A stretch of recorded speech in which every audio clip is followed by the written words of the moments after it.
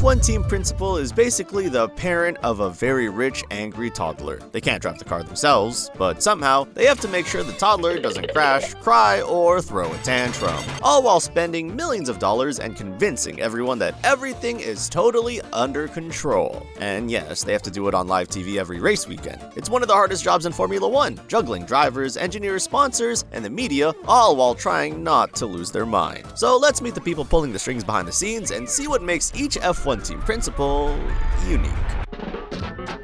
I know the current Red Bull team principal is Laurent Mekies, but it still feels impossible to talk about Red Bull without bringing up Christian Horner. This man led two dominant eras, the Vettel years and now the Verstappen years. Honestly, it makes you wonder if Red Bull should just stick to signing drivers whose names start with a V. There's clearly a pattern here, guys. But Horner's time at Red Bull wasn't all smooth sailing, far from it. Behind the race wins and trophies, the team wasn't exactly one big happy family. There was internal power struggles with Horner on one side, Helmut Marko on the other, and the Austrian side of Red Bull management looming over everything. At one point, it generally felt like nobody trusted anybody. Every week there was something new bubbling up, like the allegations of inappropriate behavior. An external lawyer conducted an investigation and Horner was cleared, but trust Red Bull to not allow a situation to die down that easily. The very next day, someone leaked the chats between Horner and the woman involved. Whether directly or indirectly, that second wave of controversy seemed to accelerate the end of his time at the team. The Red Bull team principal position is like a boiling pot of soup, and now stepping into that hot seat is Laurent Mekies. Mekies has been around Formula 1 long enough to know exactly where all the skeletons are buried, and probably helped write some of the rules about where to bury them. He worked at Ferrari as racing director, spent time at the FIA, and most recently ran the Racing Bulls junior team. Go back even further, and he was around in the Toro Rosso and even Minardi days. So his promotion to the main Red Bull squad feels a bit full circle. Like the guy who started in the mailroom now runs the whole company. Either way, with Red Bull, it's never boring. I'm definitely looking forward to the drama.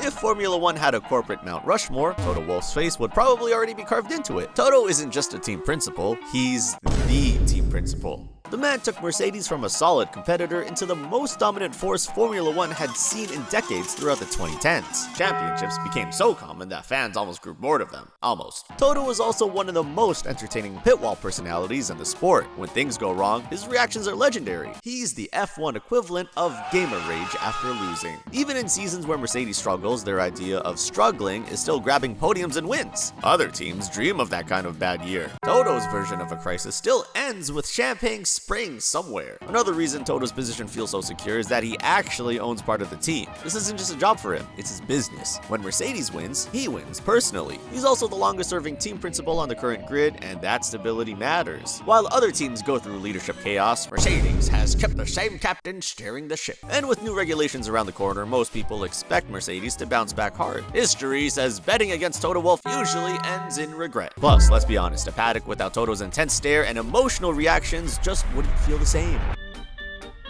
Now let's talk about McLaren, because while everyone associates the team with Zak Brown's big personality, and that's no surprise, the actual man running the racing side is Andrea Stella. Before McLaren, Stella worked at Ferrari during some of the team's most successful periods. He worked as a performance engineer for Michael Schumacher when Schumacher was basically winning everything. Then he worked with Kimi Räikkönen during his championship season, and later he was Fernando Alonso's race engineer during Alonso's Ferrari years. So yeah, Stella has been around greatness quite a bit, but let's not kid ourselves, guys. There is an elephant in the room, Zak Brown. The guy isn't the team principal, but sometimes you'd think he's auditioning for pit wall MVP every race weekend. Andrea Stella does the actual engineering, but Zak, he's everywhere. The pit wall, press conferences, team radios, probably even checking the waffle syrup consistency at your local diner. And honestly, you can admire his passion, but sometimes he just has to shut his trap. See, Zak claims he doesn't want to be a distraction, but somehow the majority of McLaren's drama seems to start with him opening his mouth. He could narrate his own Drive to Survive spin-off and we'd watch, just to see how many times he'd accidentally set his own team on fire. Verbally, of course. In short, Zak Brown is a problem, but a fascinating laugh out loud, can't look away problem. McLaren would probably be better off with him locked in a room for a few races, but where's the fun in that?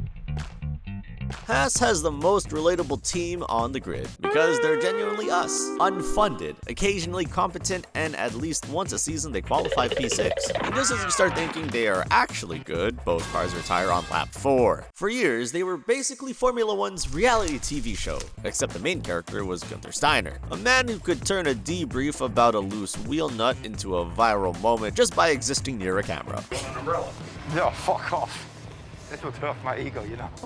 I swear, Netflix didn't need a script, they just needed Gunther to be slightly annoyed, which was always. They replaced him with a Yao Komatsu, who is calm, technical, and competent, which is great for the team, and genuinely terrible for our entertainment. Haas is now a proper midfield team with direction and structure and consistency, and I say this with full respect, I miss when they were a disaster. If Formula One had a Most Improved award over the past few years, Williams would win it quite easily. And a massive part of that turnaround is down to team principal James Vowles. To understand how big this change is, you have to remember where Williams used to be. This is one of the most legendary teams in F1 history, but in recent years, they had fallen so far back that scoring a single point felt like winning a championship. At one stage, they were basically driving around hoping half the grid retired so they could accidentally finish in the points. Then James Vowles arrived. Before Williams, Vowles was a key figure at Mercedes during their era of total domination. He was part of the inner circle that helped Lewis Hamilton and the team collect championships like they were loyalty points at a supermarket. And even before that, he was involved in the incredible Brawn GP season, the one-year miracle team that showed up, shocked everyone, and won a championship before disappearing again. So yeah, Vowles knows how winning teams operate. When he joined Williams, he reportedly found the team running things in a way that felt outdated. I mean, that's quite obvious. So he started fixing things from the inside out, and results followed. Points finishes became normal again. Then came strong finishes. Then even podiums started becoming possible. Another key move was improving the driver lineup instead of just filling seats. Williams now has drivers capable of pushing results forward. Many people believe Williams could become serious contenders again when the new regulations arrive in 2026.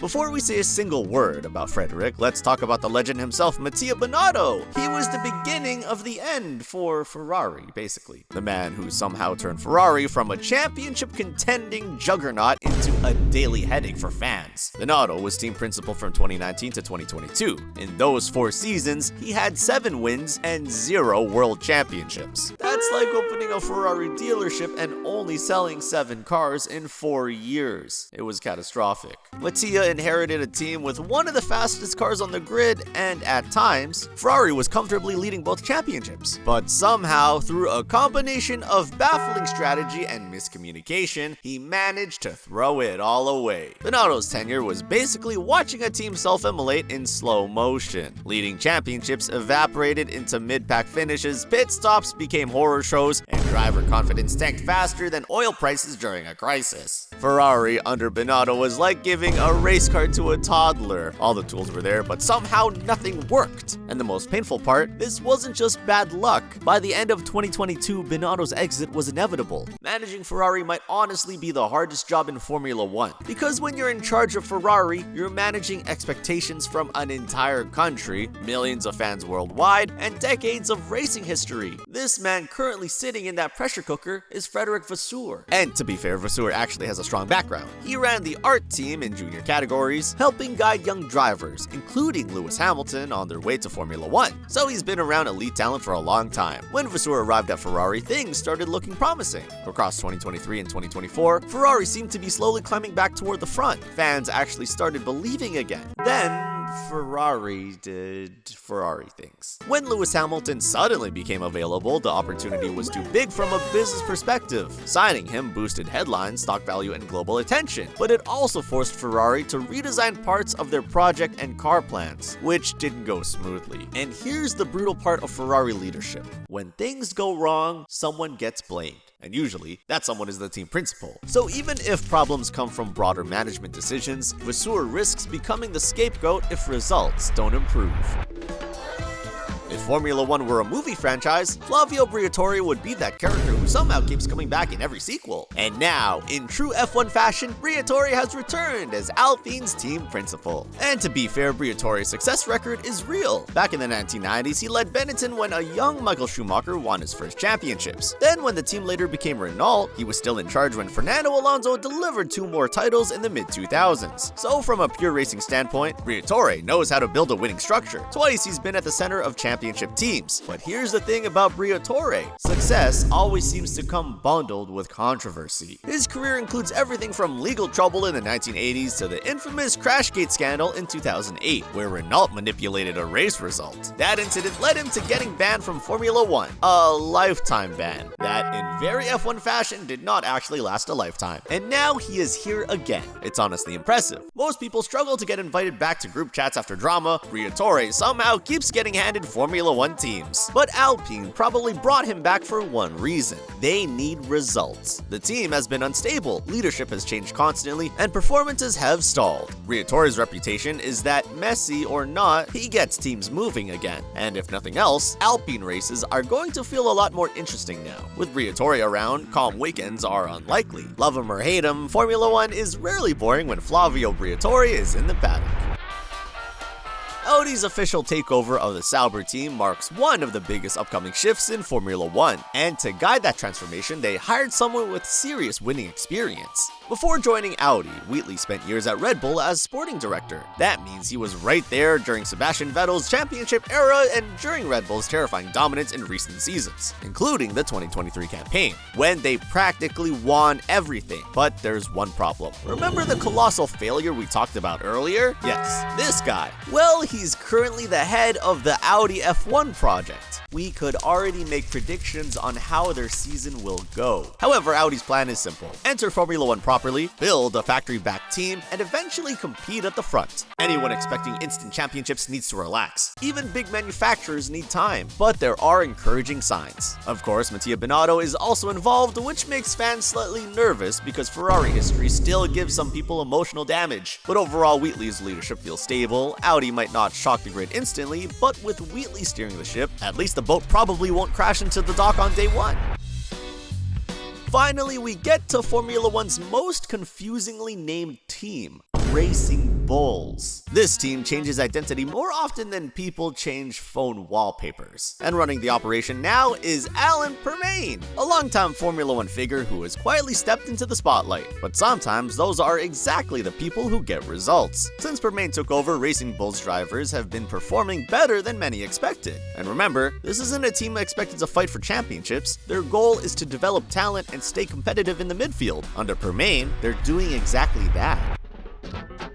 Imagine Formula One is a high-stakes office, where the coffee machine is constantly broken. Deadlines are life or death, and everyone is arguing over who gets the bigger chair. Now imagine someone who spent years running exactly that kind of chaotic office. That's Graham Lowden, Cadillac's new F1 team principal. Lowden is a seasoned British motorsport executive who has seen it all. He co-founded the Marussia Manor F1 team back in 2010 and kept it running through 2015. For those who remember Manor, yes, it was basically the F1 equivalent of a scrappy startup trying to crash a billionaire's gala, but somehow Lowden managed to make it work. He knows how to navigate high-pressure situations, handle budgets that make accountants sweat, and keep a team motivated even when you're consistently running at the back of the grid. Now, Cadillac is entering the F1 world in 2026, and Lowden is the guy in charge. He's not just a figurehead sipping American coffee and waving at cameras. He's been involved in the project for 2 years already as an advisor, helping shape the team behind the scenes. Lowden is known for building teams from scratch and fostering a strong, cohesive culture. Basically, if you're the kind of person who loses your mind when your spreadsheet doesn't add up, Lowden's your guy. And if F1 is a pressure cooker, Cadillac just got the guy with the best fire extinguisher. Cadillac might not be winning championships day one, but under Lowden, they probably won't be the team everyone forgets exists either.